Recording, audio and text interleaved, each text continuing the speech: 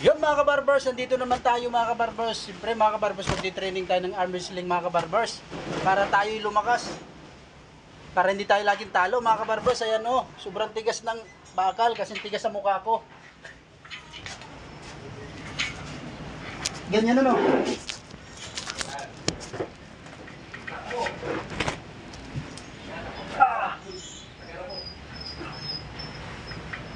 Isang oras daw.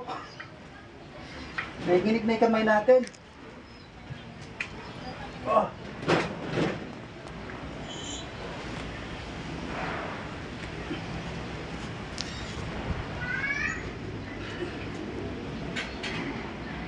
Hindi din pala tama nito, no? Wow! Kaya. Di kaya sa minuto eh. Yun lang mga kabarbers, magandang hapon sa inyong lahat.